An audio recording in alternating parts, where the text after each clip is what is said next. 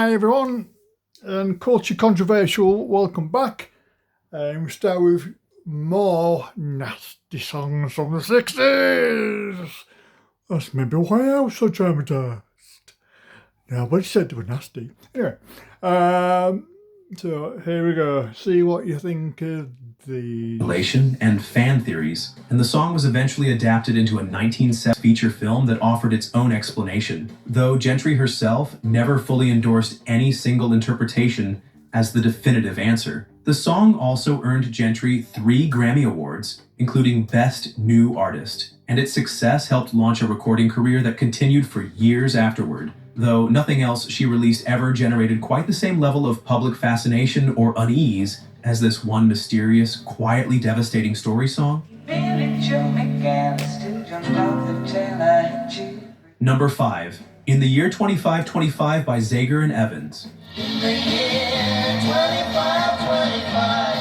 Released in 1969, this song imagined a series of increasingly bleak future centuries for humanity, describing a world where people gradually lose control over their own bodies, thoughts, and eventually their existence entirely, ending on an ambiguous note about whether humanity survives into the distant future at all. Written and performed by Denny Zager and Rick Evans, the song reached number 1 on the Billboard Hot 100 and stayed there for 6 weeks that summer, becoming one of the most successful one-hit wonders in chart history. Its slow, deliberate pacing and increasingly grim descriptions of a mechanized, dehumanized future left a strong impression on younger listeners who weren't necessarily prepared for that level of existential dread wrapped inside a catchy pop melody. The song's ambiguous, unresolved ending, offering no clear answer about humanity's ultimate fate, only added to the unsettling feeling many kids described after hearing it for the first time.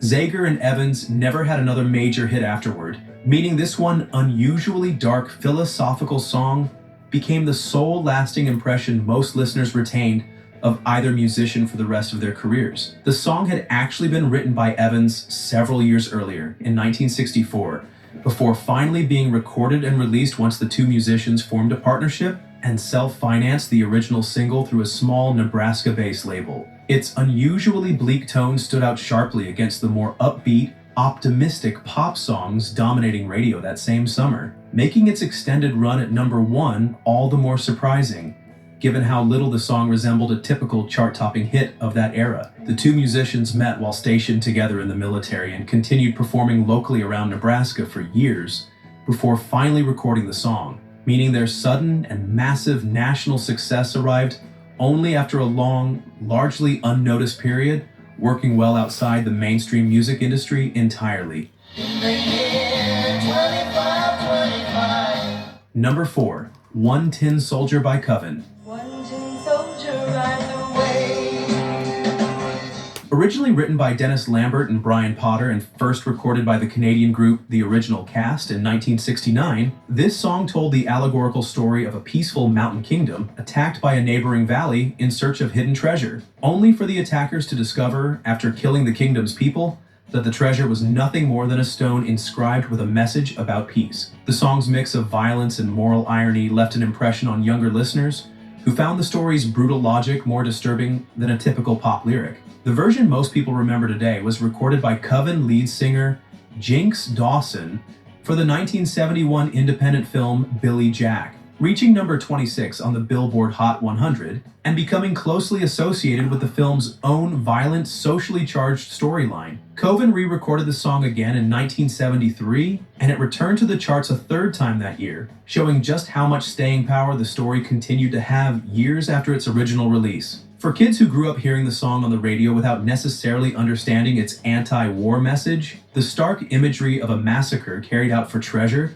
that turned out to be worthless left a lasting, uneasy impression that stuck around long after the song stopped playing. Dawson had actually been the director's second choice for the film version, brought in only after Linda Ronstadt turned out to be unavailable to record it, though the credit still went to the full Coven lineup, even though Dawson was the only band member who actually performed on that particular recording. The song's connection to the socially charged violent storyline of Billy Jack, a film centered on a half-Native American Vietnam veteran defending a school from local prejudice and abuse only deepened its unsettling reputation among kids who saw the movie in theaters and heard the song reinforcing its themes of righteous, brutal conflict. The song returned to the Billboard chart no fewer than 3 separate times across the early 1970s, as the film found new audiences through repeated re-releases, an unusual pattern that helped keep its grim central image. A hidden treasure that turns out to be nothing but a message about peace after an entire village has already been slaughtered, in heavy rotation on the radio for years longer than most songs of its era.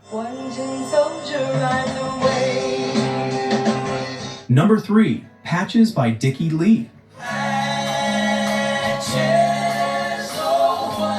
Released in 1962, this song was written by Barry Mann and Larry Colbert and told the story of 2 teenagers from very different social backgrounds whose families forbid them from being together. Faced with that pressure, the girl in the story, nicknamed Patches, drowns herself in a river, and the song ends with the narrator vowing to join her in death by doing the same thing. That ending, delivered in a gentle waltz-time melody that gave no real warning of how dark the lyrics would turn, caught plenty of young listeners off guard the first time they really understood what the song was describing. Because of its suicide theme, a number of radio stations across the country refused to play it, worried about the message it might send to teenagers already dealing with heartbreak or family pressure.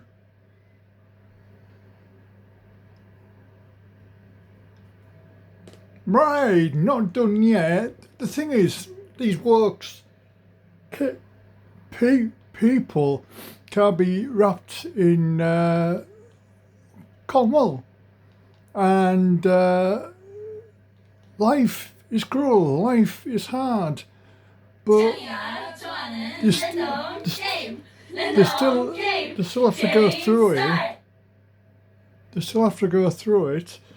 Right, this next one is new. Tokyo Cute Blank Girl. So let's see what you think of this. せーの、いくよ。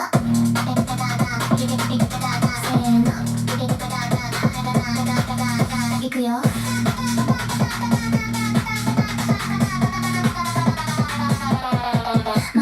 真っ白な世界にいきなり登場。今日の私たち全部が最高。リボンもバッグもアクセもキラキラまっさらなステージ全部がランウェイ。ねえねえそのコーデめっちゃ良くない？ちょっと待ってそのポーズめっちゃ可愛くない？右左前後ろくるっとターンして、はい、チーズじゃなくてビートに合わせてスニーカー鳴らしてリズムに乗って、今日しかできないダンスでもって。待って今の撮れた？可愛い。もちろん白い世界でも私たち全然同じじゃない。それぞれ違ってそれぞれ可愛い。だから一緒に踊ればもっと楽しい。